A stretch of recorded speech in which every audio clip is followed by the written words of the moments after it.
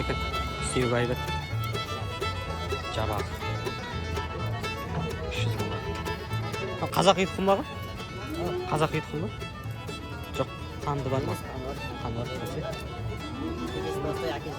Бәсе, ұқсап тұр ішкен. Иә. Оқа 290 дедіңіз ба? 260-қа. 260-қа. Мынау жүзеге.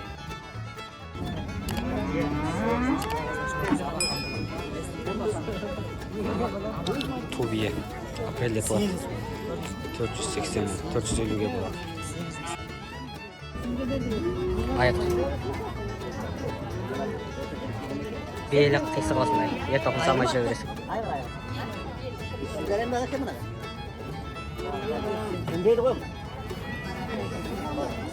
Неге болай болып кеткен ол арқасы? Мінілген ғой, мінілген ер басып кеткен ғой. Ана ортаға Жас кезінде ғой? Жас кезінде. Жабағы кезінде ма? Жабағы кезінде ма? Сүйегі жұмсақ кезде басылып қалған шығар дейді. Ана немене ма? Иә. Елі ма? Елі Туғаннан? Елі бір майстыр қойды. Ер тоқымсыз жүре бересің, рақат. Боз бие 470-ге болады. Сиыр 270. Ана 370. Саулатын дейлер. Сол, иә, 800 мыңнан айғыр. Сол қалыпқа кішкене енді пайда болсын деп. Мысалға сіздер жақсы ғой, келмей көріп отыра бересіздер, салыстырып отырасыздар. Иә, дұрыс. Ат көрінді тұрғын ба? Түсіріп алсам болады ма жақында? Бұқа.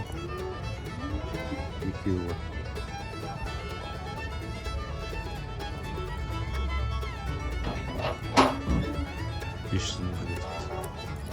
Тоқан. Қазақи айғыр. 500-ге. Сатылып кетті.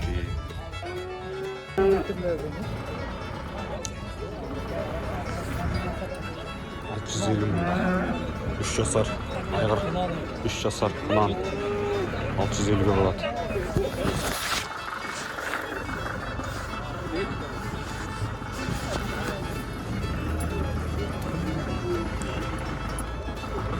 Мынау 1 миллионға айғыр. 1 миллион.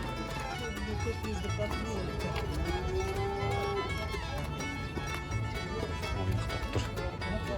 1 миллионға.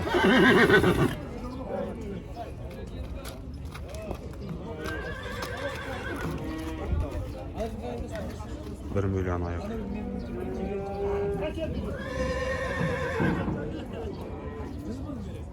Астар көп. Анау 1,5 миллион, анау 2 миллион, 3 миллион.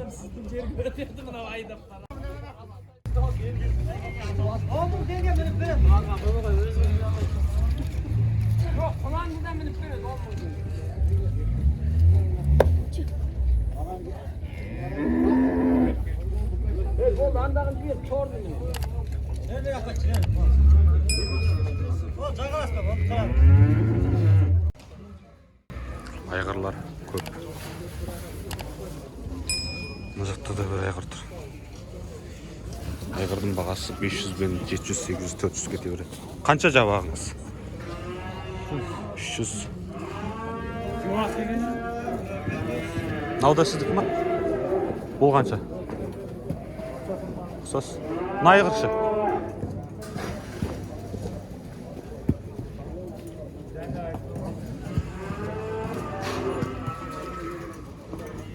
Азынап тұрған айғырлар.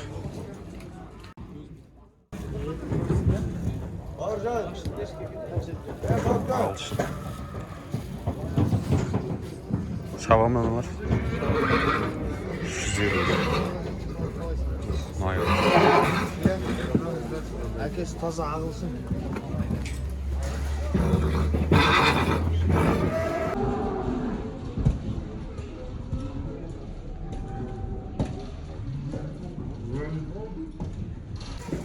Азынап тұр ғой, ә?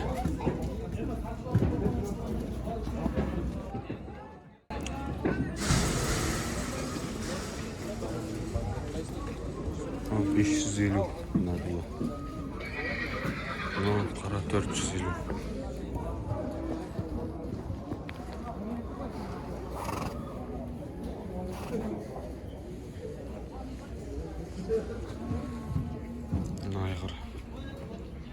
450.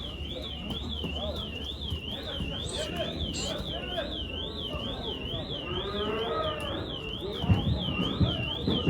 $450 seyimiz ayar.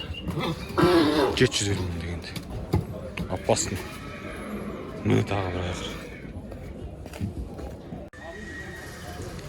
550 айғыр.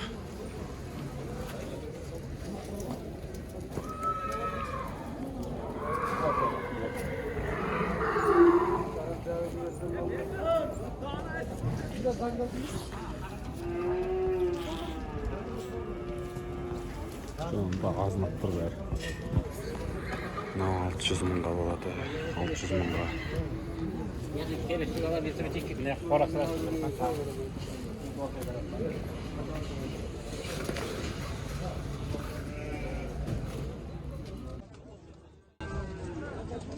$160-қа бұзау сиеміз. 160 мыңға жанында көктем құсалғын болайын деп тұр.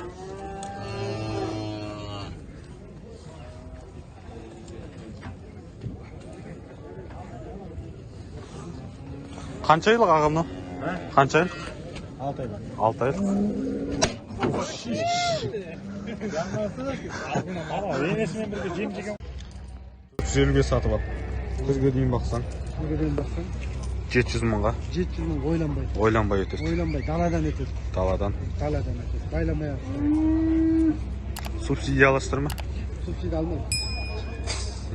Көрмейсіздер ма? Субсидияның әңгімесі көп. Әңгімесі көп. Әзір беріп атқандай жоқ қой. Саясаттың дұрыс еместігі де.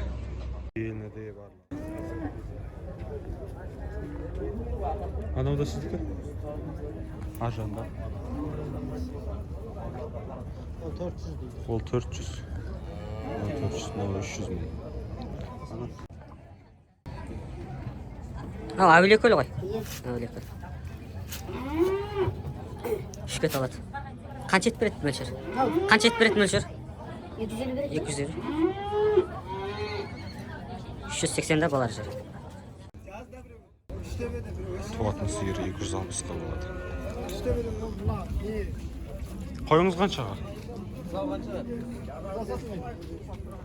Қой 55. 55.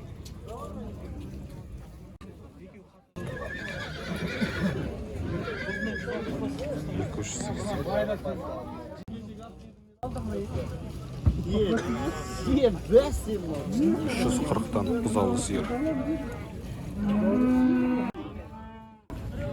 Бұл 2 жасарға шығады ғой, бұйырса.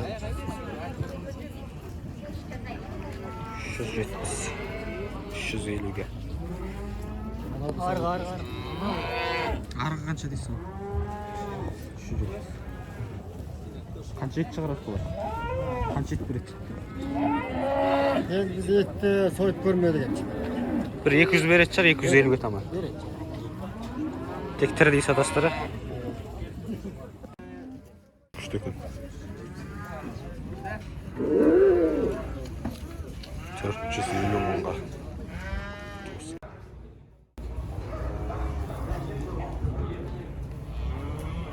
Қазақтың ақбас бұқалары. Қалайсың?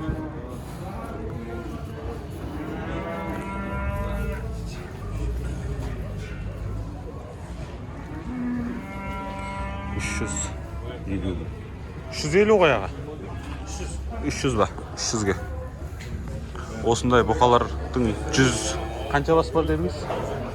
120 бас бар осындай. Дәл осы сияқты бұқалардан. Крупный алам деушілер болса, шығыңыздар, келсеміз бағасын. 2 жасқа толайын дегендер. 2 жас почти. Хабарласыңыздар.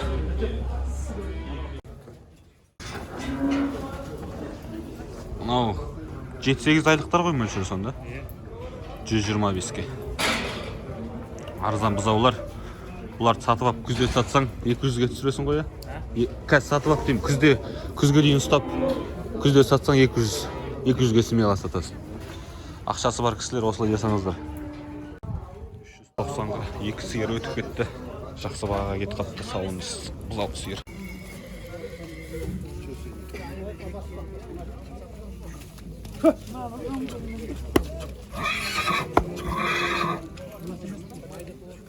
Ал. Тұқымдық қалу керек қой. Аталыққа ма? Аталыққа. Бола ма аталыққа? Болады. Симментал. Қай жақтан келген бұл? Негізі Германиядан келген. Негізі Германиядан. Бірақ сіздер қайдан алып келдіңіздер? Фермадан. Фермадан. Асыл тұқымды? Документ. Документпен бар да. Субсидияға не болады? Бола ма субсидияға? Өзіңіз жаңа. Если сол интерес болған соң. Болар жері? Олар жері 680. 680. Өткен базарда сатқан 2 апта. Уже аталып қалып кеткен 680. 680. 3 жасарға толады. Толады. Марттың жылына деп. Бұлар Документінде. бұлар нете ма андай? Секіре ала ма? Секірет. Жаңа. Қалып қалған бұл сеп. Документальный сырғасы менен. Симментал. Етті парада, сүтті парада ол. Өздеріңіз субсидия алып отырасыздар ма? Неге қуаламайсыздар ма? Беріп жатыр ғой мемлекеттен. Әңгімесі көп па? Документке жүгірудіміз біраз әңгіме деп. Вот. Документке жүгірудіміз. Ашып қалғанмын сан. Үшінші соғыш тағы. Мынау сонда қанша жасыр? Мынау қанша жасыр сонда? 3 жас. Туған күні.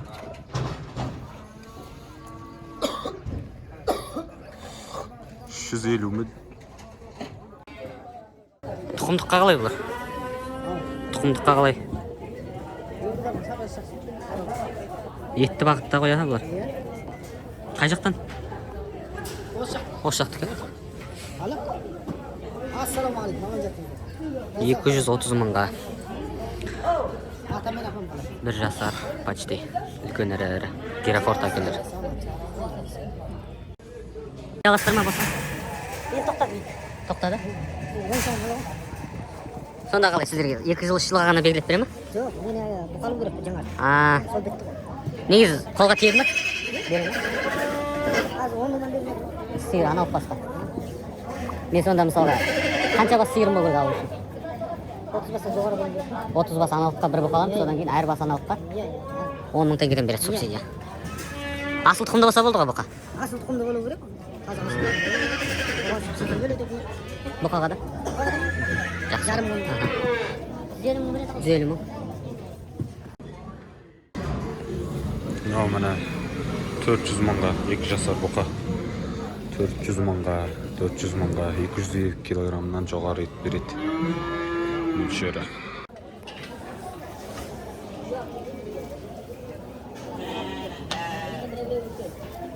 Оптым болса қанша дейсіз? Оптым болса 30-дан. 30-дан. Қазір 25 деген баға жоқ? 25 деген баға. Күзде. Чеке салсаң 32 мыңға топтылар осындай баға. Базардағы баға осы. Ана біреусі 22 килограмм ет? 22-ні. 20-ны былай береді. 20-ны былай береді. Қазір қойдың бағасы ет қанша болады? Етті әдетті сойып алып кетсем 1700-1800-ден әкетіп жатыр. 1800-ден есептесек 20 килограммды 36 мыңға. 36. Сойып. Неге сойып сатпайсың сен? Мен ана көк жазықта тұрамын өз бақ қарабақ көк жазық. Өзір сойып әкететіндер аз болды. Реклама берсеңші, содан келеді ғой сойып әкететіндер. Соны не қылыңыз? Жай OLX-қа салсаңыз рекламаны. Ет сатамын. Болды. Сізге звондайды өтір. 1800-ден десеңіз, жол әкетіп, базарға барып сөйлессеңіз. Қазір тоқтың еттері дефицит ба? Табылмайды. 1900-ден өткізуге дейін болады. Жай базарда сатқаннан көріңіз. 40 мыңға дейін табасы да, пластикте. Туатын қойлар ғой сонда. Тумайды ма? Мынаның бәрі еркек. 38-ден. Қанша ет береді бар сойса? 25 бере ма? Сен содан артыра кетеді. Еттей сатсаң сонда где-то бір 45 мың шығады ғой. Қазір 1800-дің айналасы, 1700.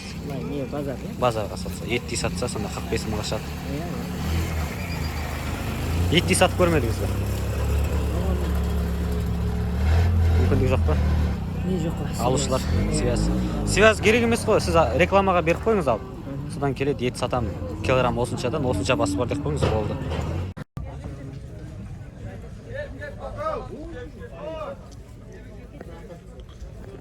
Ақ қойлардан қазақи қойды салғанда осындай қозылар шығамын осында. Бұл қанша дейсіз сонда? 55. А жеке қозын сатсаңыз қанша? Жеке қоз сатылмайды. Сатылмайды. 55 мыңға қозылы қойлар. Қойға тұз беретін мынау. Тұз беретін, жем беретін, Су беретін, жем беретін. Жай қарапайым дөңгелектен жасалған. Артында 500 теңге алам десеңіздер. Керемет. Номеріңізді айтып жеңіз. 8775 750 500. 8775 750 0618. 0618 8775 0618. Және де тағы да бір айта кететін мәселе, бұл субсидия мәселесі. Жаңа видеода көргендеріңіздей, кейбір кісілер субсидия алып жатыр, кейбір кісілер алмай жатыр. Ол кісілерге неге алмайсыздар десе, жұмысы көп дейді. Яғни субсидияның алуының өте күрделі деп айтып жатыр. Бұл біздегі агро саясаттағы мәселе глобалды. Және де агро саясаттағы осы өткен аптадағы болған бір-екі жаңалықтармен бөліскім келеді. Оларды айта кететін болсақ, жаңадан заң қабылданып жатыр. Қазір тоқтай тұрыңыздар. Жаңадан заңдар қабылданып жатыр. Өзгерістер, оның ішінде басты жаңалық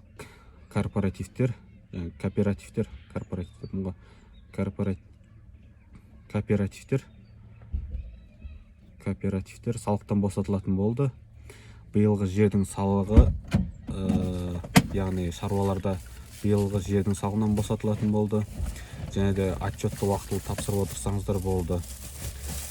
Және де Қазагроның құйтырқы саясаты тағы да белгілі болды. Ол жерде Қазагро биыл 2019-ға шаруаларға субсидия ретінде 13 миллиард теңге беру керек болатын. Ал бірақ оның 13 миллиард теңгесін шаруаларға толық тимей, Қазагро өзі басқа банкке сыйақы аламыз деп салып жерген. Сонымен шаруалар субсидиядан айырылды. Қарапайым. Және де 46 миллиард берілетін субсидия бүкіл төрттілік малға.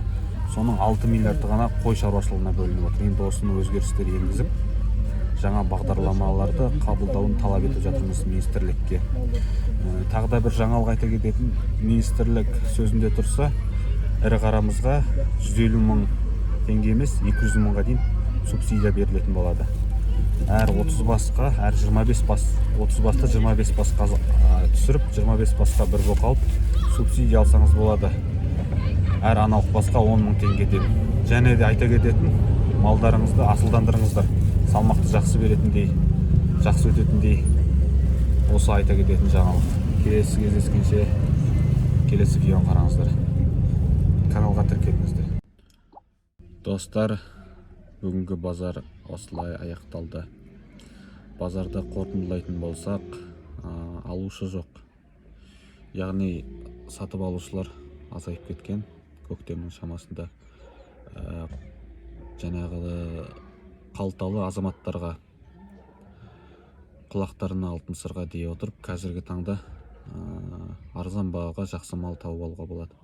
Жақсы мал сатып алып, күзге дейін асырап, жақсы бағаға сатсаңыз пайда түсіреді. Алушылар болмай жатыр қазіргі базарда. Тағы да қорытындылайтын болам. Келесі жалғастырамыз қазір. Ассалаумағалейкум барша қазақ елі, Алаштың ардақты арқасүйерлері. Бүгінгі мал базардан қорытындылайтын болсақ, малдың бағасы сәл ғана түскен, 10%-20%-ға ғана. Егер келісіп алатын болсаңыздар, смело алуға болады. Және де осы құрметті көрермендер, оңтүстік жақтан, орталық жақтан, батыс жақтан, солтүстік жақтан көріп отырған Қазақстанның Талдықорғанға келіп мал алсаңыздар, арзан бағаға алуға болады. Қазіргі көктемнің алғашқы күнінде әсіресе қазір басып қалатын кез, яғни арзанға алып алып, күзге дейін бағып, күзде смело бірге бір қосып сатсаңыздар өтеді. Және де тағы да айта кететін, қойлар дефицит болып жатыр. Қой өсіріңіздер. Және сіздерді бүгінгі көктемнің алғашқы күнімен құттықтаймын, мерекелеріңізбен. Баршаларыңызға алғыс айтамын. Менің тіркеушілеріме.